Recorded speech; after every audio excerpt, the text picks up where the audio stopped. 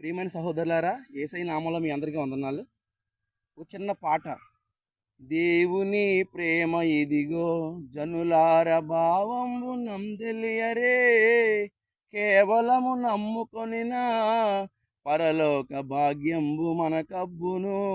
ఈ చిన్న మాటలో బోలెడంత సారాంశం ఉందండి.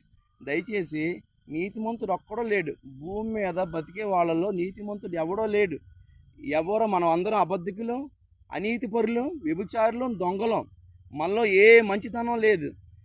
మనం పరలోక రాజ్యం వెళ్ళాలంటే మన స్వనీతి ద్వారా మనం ఎన్ని ధర్మకార్యాలు చేసినా, ఎన్ని అన్నదానాలు చేసినా, ఎన్ని బలులు అర్పించినా, ఎన్ని దేవతలకి మొక్కినా మన పరలోక రాజ్యం వెళ్ళం. ఎందుకంటే ఎలకతోలు ఎంత ఎంత ఉతికినా నలుపు నలుపే. అలాగే మనం పరిశుద్ధులం అవ్వాలంటే ఆ పుణ్యదాన ఆ ఆ రక్త ప్రోక్షణ యేసుక్రీస్తు వారి యొక్క, యేసు ప్రభు వారి యొక్క ఆ రక్తమే, ఆ పరిశుద్ధ రక్తమే మనల్ని పరిశుద్ధపరచాలి.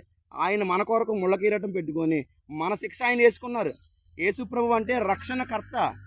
నశించిపోయే వాళ్ళని ఎతికి రక్షించే దేవుడు. లోకమంతా నశించిపోతుంది. మనం పాపులుగానే పుట్టాం. కాబట్టి యేసయ్యని నమ్మితే మాత్రమే పరలోక రాజ్యం వెళ్తాం. మన స్వనీతి మురుగుడులతో సమానం. అందరికీ వందనాలండి. Praise lord.